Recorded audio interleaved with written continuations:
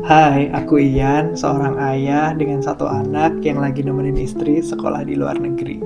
Cerita ini berawal dari istri aku yang diterima sekolah S2 di luar negeri dengan beasiswa fully funded.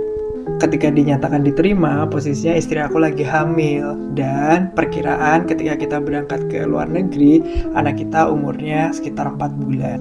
Akhirnya istri aku harus bawa anakku dan ketika anakku ikut, otomatis aku juga harus ikut. Tentunya sebelum berangkat aku harus benar-benar nabung sebanyak mungkin untuk bawa aku dan anakku ikut istri ke luar negeri. Gimana perjalanannya? Nanti akan aku ceritain satu persatu ya. Video pertama ini aku pengen ceritain perjalanan aku dari Jakarta ke Doha, Doha ke Edinburgh. Oke, tonton video kita sampai habis ya. Persiapan sudah kita mulai dari Bekasi dan kemudian kita perjalanan menuju ke Bandara Soekarno-Hatta diantar oleh keluarga dari istri karena kebetulan keluarga dari aku udah sempat ke Bandung tapi nggak bisa nganter sampai ke bandara. Ini kita udah mau sampai di bandaranya. Pertama kita lakukan check-in tentunya, kita masukin semua barang yang memang kita bisa masukin ke bagasi. Untuk kursi kita udah request yang ada basinetnya, jadi kita duduk di depan. Nah ini ada ibu mertua aku, ada ayah mertua aku, dan ini ada keluarga-keluarga dari istri aku yang sempat nganterin ke bandara. Mungkin di video ini aku juga bakal curhat-curhat dikit ya gitu. Jadi memang perjalanan ke Edinburgh ini salah satunya perjalanan yang mungkin terjauh yang pernah aku lakukan, dimana juga perjalanan ini aku bawa anak yang notabene memang masih kecil banget, masih umur 4 bulan. Ya mungkin agak sedikit tricky ya, dan kita juga belum pernah soalnya kemana-mana naik pesawat utamanya dengan bayi sekecil ini gitu. Jadi ya semoga aja nanti selama perjalanan dia nggak rewel, nggak nangis dan lain sebagainya. Sebelumnya kalau kita naik pesawat sama istri ya udah gitu berdua aja jalan memikirkan masing-masing berdua, tapi setelah ada Badra mungkin semuanya akan jauh berbeda ya gitu, karena kalau setelah punya bayi sekarang apa-apa kita harus mikirin Badranya udah ganti popok belum, ini rewel kenapa, nyaman atau enggak dan lain sebagainya. Pokoknya semuanya kita harus atur sesuai dengan kondisi sekarang. Nah ini pun sebelum flight kita coba ganti popoknya dulu, kita ganti bajunya dulu, pokoknya pengennya Badra itu senyaman mungkin, dia happy banget ya. Intinya semoga aja perjalanan ini bakal lebih enjoy aja buat Badra. Nah ini Badra sudah sempat tidur. Emang kita sengaja berikan aktivitas berlebih ke Badra sebelum naik pesawat, tapi harapannya memang setelah naik pesawat Badra itu bisa tidur nyenyak. Apalagi flight yang kita lakukan adalah flight malam ya, si Badra udah tidur. Nah ini kondisi di dalam pesawat ya, karena memang kita flightnya malam sekitar habis maghrib, jadi ya terlihat sudah gelap gitu.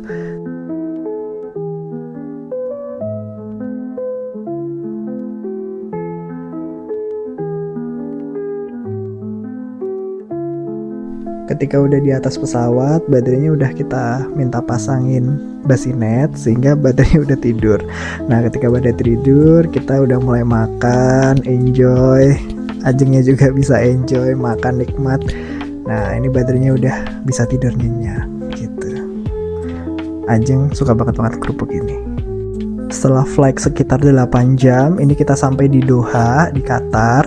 Kita ini lagi ngantri karena kebetulan stroller kita itu masuk ke bagasi, padahal seharusnya nggak masuk ke bagasi. Kita transit di Doha sekitar 9 jam, jadi kita harus benar-benar pintar ngatur waktu. Apalagi kita bawa bayi 4 bulan ini, jadi mau nggak mau si baby ini harus benar-benar happy. Nah, sesampainya di Doha, kita benar-benar pertama jalan-jalan, kita keliling di Bandara Doha, pengen tahu sih bandara di Doha itu seperti apa. Selanjutnya, setelah kita keliling-keliling di bandara, kita sih lagi pengen makan ya, kebetulan kita berdua juga tiba-tiba lapar, padahal di pesawat kita udah makan 2 kali dan kita cari-cari ternyata kita nemu KFC.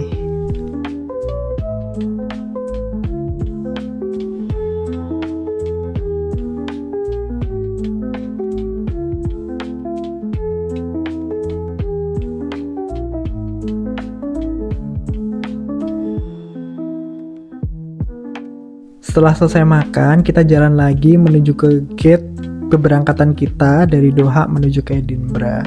Nah, di sini kita jalan-jalan lagi menuju ke gate C13. Nah, di Doha ini kebetulan juga ketemu temennya Ajeng yang kebetulan juga dapat beasiswa juga ke Edinburgh di jurusan yang sama juga.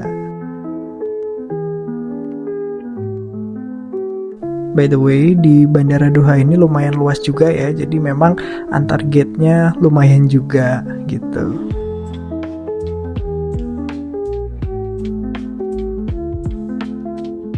Sebelum menuju ke gate, kita sempetin dulu ke nursery room. Kita coba ganti popok dan lain sebagainya, termasuk bajunya Badra yang sebelumnya menurut aku udah cukup hangat, tapi di sini kita berikan yang lebih hangat lagi karena memang di Edinburgh nantinya suhunya tentunya lebih dingin lagi.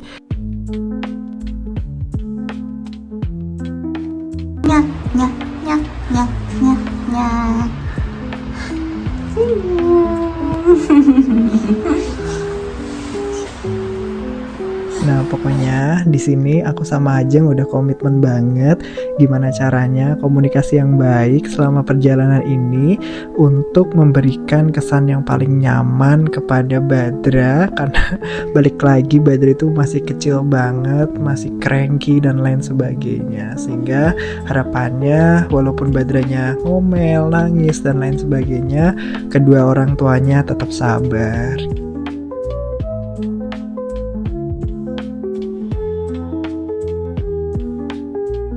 Setelah perjalanan dari gate ke gate, akhirnya kita sampai di gate C13. Nah, di sini aku sama Ajeng sempetin untuk cuci-cuci dulu, kayak cuci muka, kemudian sikat gigi dan lain sebagainya. Dan Badranya kita titipin ke temannya Ajeng. Ini kita udah menuju ke pesawat. Setelah beberapa saat Badranya tidur dan kita sempetin untuk makan. Nah, masalahnya adalah ketika flight dari Doha ke Edinburgh, kita itu benar-benar nggak dapat kursi yang ada basinetnya, sehingga terpaksa banget kita dapat kursi yang tanpa basinet. Dibandingkan perjalanan dari Indonesia ke Doha, sebetulnya perjalanan dari Doha ke Edinburgh ini sebenarnya lebih singkat, sekitar 7,5 jam. Tapi karena memang kursi yang kita dapat ini kurang proper, dan Badra juga kadang-kadang suka rewel, jadi kita harus benar-benar sabar banget. Dan kita juga berusaha untuk menghibur Badra gimana pun caranya. Akhirnya setelah 7,5 jam yang terasa lebih lama ini, akhirnya kita hampir sampai di Edinburgh.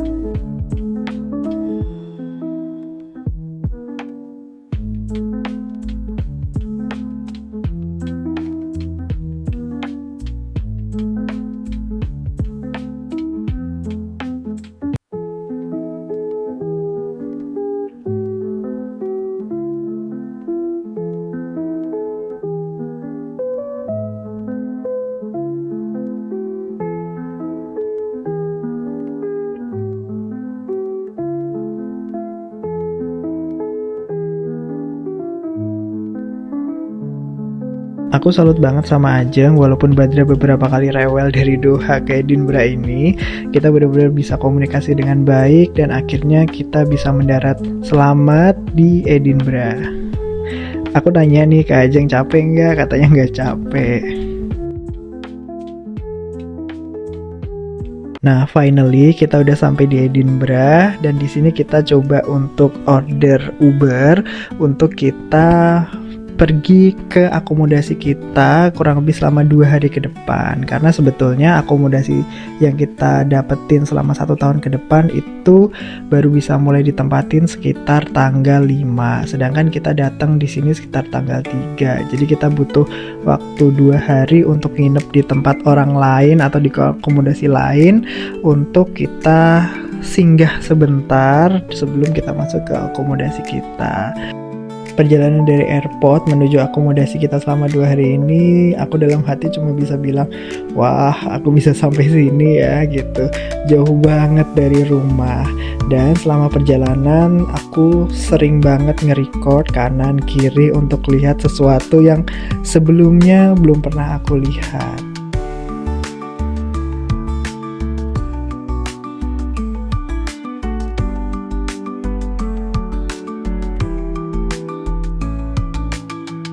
perjalanan yang kita tempuh kurang lebih selama 30-an menit. Sepanjang jalan aku cuma bisa bilang, wah indah banget di Edinburgh.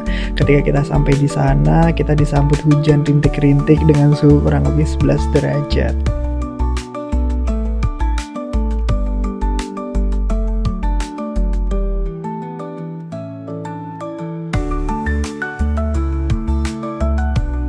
Oh iya, selama perjalanan kemarin sopir kita itu kebetulan muslim. Jadi aku gak tahu kenapa agak kaget aja. Oh, ternyata di sini juga masih banyak muslim ya.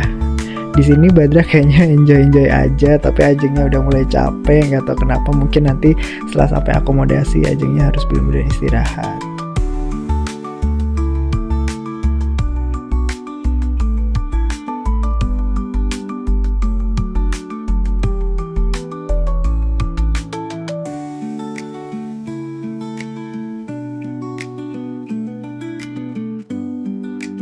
Setelah perjalanan yang panjang banget, akhirnya kita sampai di akomodasi kita dan terlihat Badranya happy sekali. Akhirnya dia bisa tiduran di kasur.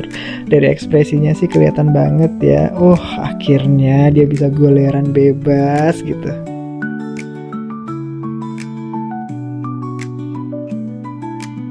Hari pertama kemarin kita habiskan untuk benar-benar istirahat.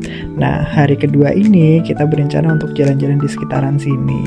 Nah, kita mau jalan-jalan di 2 tempat utamanya, yaitu ada kayak taman gitu, dan yang kedua ada di Scott Monument.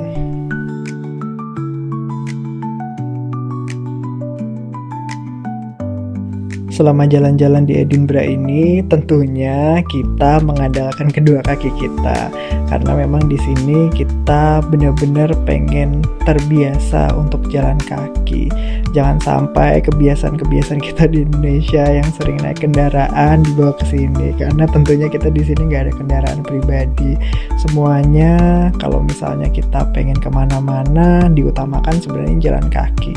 Tapi kalau misalnya memang lokasinya terlalu jauh, ya kita harus tetap pesan Uber ataupun taksi dan lain sebagainya.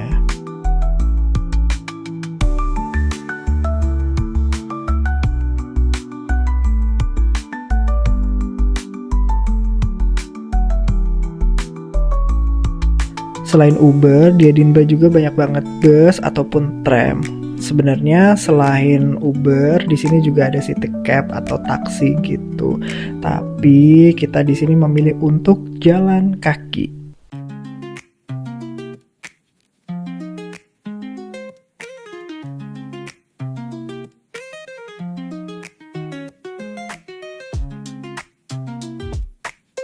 Jalanan di Edinburgh ini menurut aku untuk pejalan kaki agak sedikit terjal ya. Maksudnya tidak semulus itu. Jadi untuk ketika kita ini bawa stroller, kadang Badra ini suka kebangun-bangun atau gemeteran gitulah ya, karena memang jalannya nggak terlalu rata.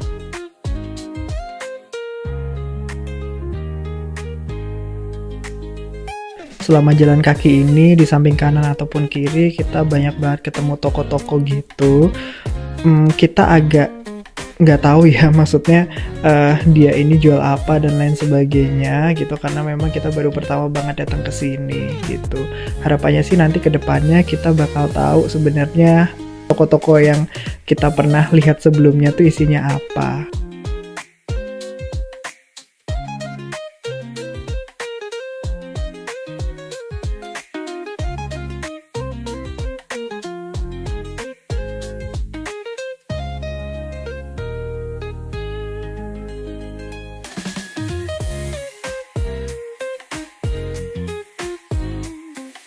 Nah, Badra di sini bangun ya gitu, karena memang jalannya terjal banget. Lihatlah aja ekspresinya menandakan dia tidak terbiasa jalan kaki sejauh ini.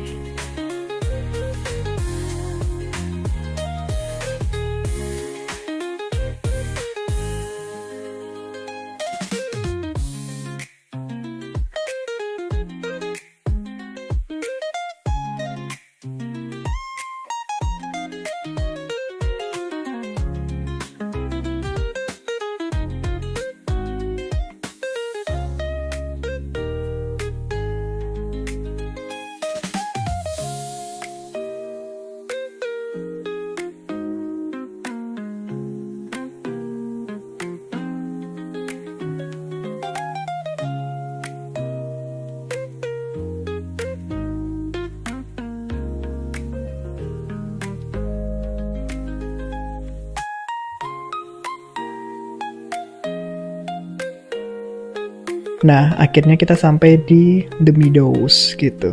Taman yang tadi sempat aku maksud. Aku nggak tahu ya, taman ini tuh maksudnya taman seperti apa, tapi kayak aku masuk ke dalamnya memang di sini banyak banget hamparan rumput hijau dan ada beberapa taman bermain khusus anak gitu. Dan kita juga banyak banget ngelihat orang-orang yang lagi jalan-jalan di sini enjoy banget, mulai dari anak-anak, kemudian remaja, sampai lansia juga banyak banget.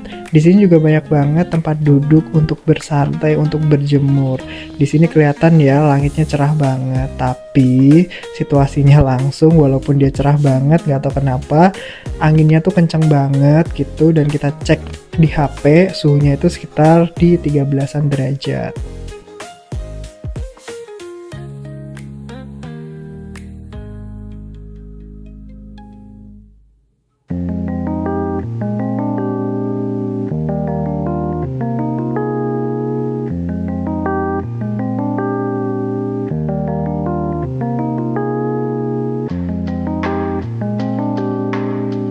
Kebetulan jalan-jalan kita ini menuju ke siang, jadi posisi kota memang agak sedikit ramai kendaraan juga.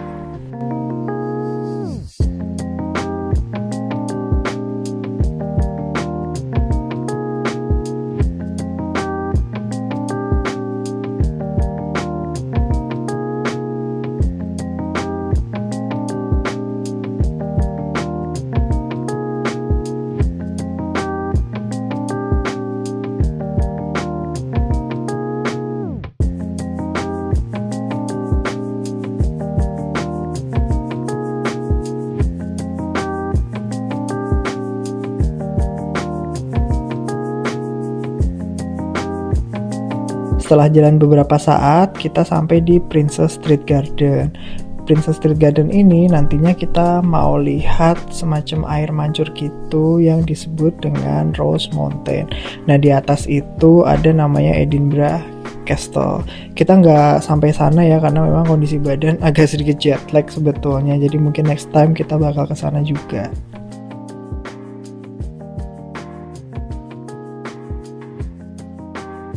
Aku juga belum terlalu mempelajari ya di sini ada apa aja. Yang jelas ketika kita masuk di kawasan Princess Street Garden, kita banyak banget ngeliat taman bunga gitu, dan di atasnya ada castle gede banget.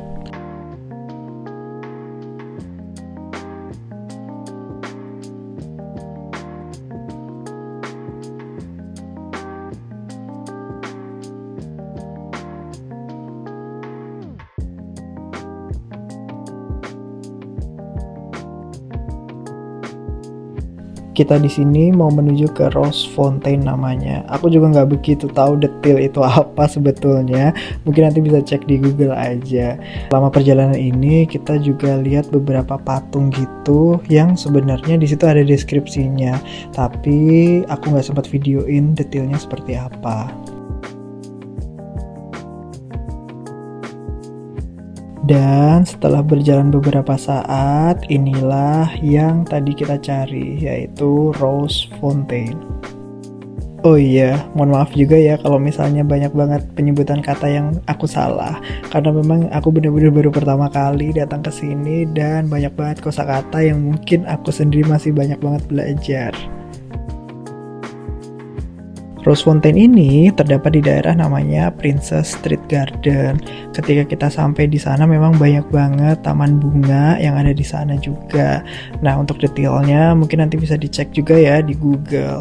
Ketika kita sampai di sana juga memang terlihat air mancurnya megah banget gitu. Jadi terlihat banget kesan kerajaannya yang ada di Edinburgh.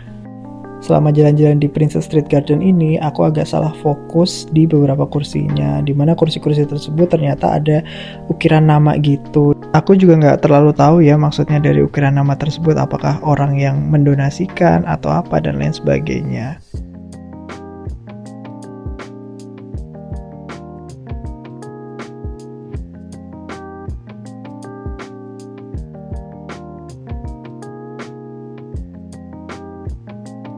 Dari Princess Street Garden tadi kita sempetin mampir ke Primark. Di sini sih kelihatannya kayak toko gitu yang menjual berbagai macam jenis perlengkapan, mulai dari men section, kemudian woman section, kemudian di sini ada juga buat bayi-bayi gitu. Nah di sini Ajeng lagi cobain sepatu boot gitu yang dijual di Primark. Di sini kita juga coba lihat-lihat baju-baju bayi yang mungkin kalau misalnya ada yang cocok bisa buat Badra. Di sini Ajeng bener-bener bingung banget milih sepatu yang mana yang bagus. Nah, di sini aku juga agak sedikit salah fokus ya. Di sini ada yang jual merchandise gitu dari Wednesday. Lucu banget, pengen beli tapi hari pertama nggak boleh kalap.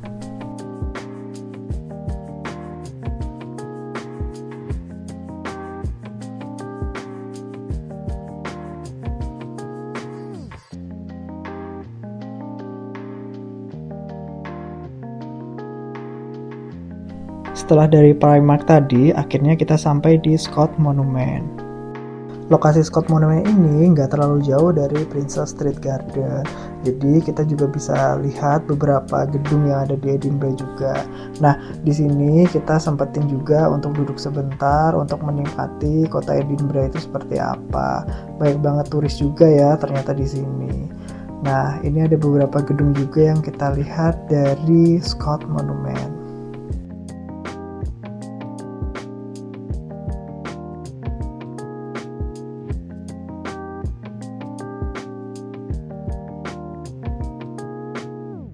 Setelah dari Scott Monument, akhirnya kita putuskan untuk pulang dan tentunya kepulangan kita ini dengan jalan kaki lagi. Selama perjalanan pulang, kita pilih rute yang berbeda sehingga memang kita pengen tahu sih sebetulnya rute-rute mana aja yang bisa kita lewatin menuju ke rumah. Selama perjalanan ini kita banyak banget ketemu turis yang sebenarnya kelihatannya nggak asli dari Edinburgh. Tapi ya balik lagi ya, kita agak sedikit salah fokus juga dengan ornamen ataupun arsitektur yang ada di Edinburgh. Keren banget.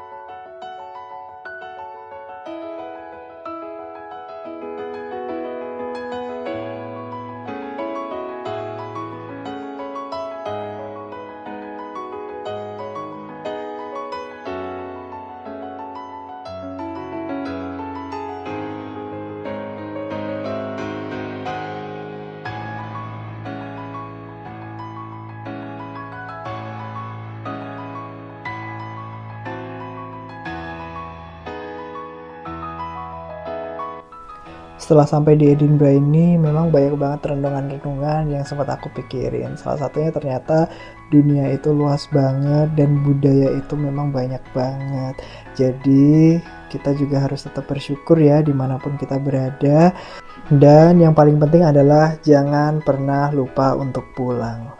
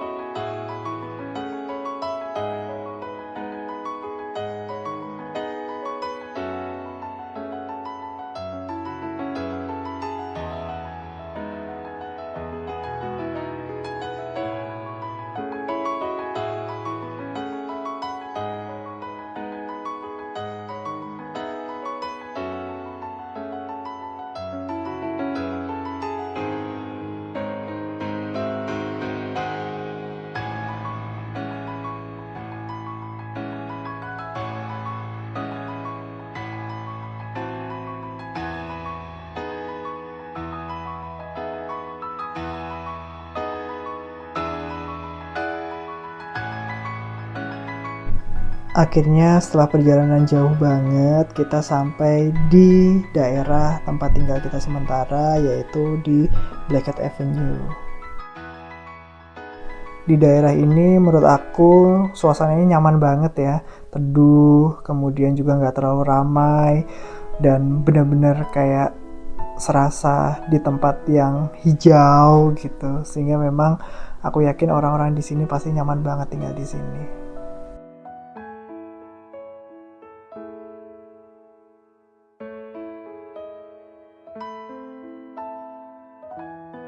Nah, di sini Ajeng nunjukin ada rumah dijual gitu di daerah Blackhead Avenue, dan ya pasti tahu sendiri harganya, pasti mahal banget.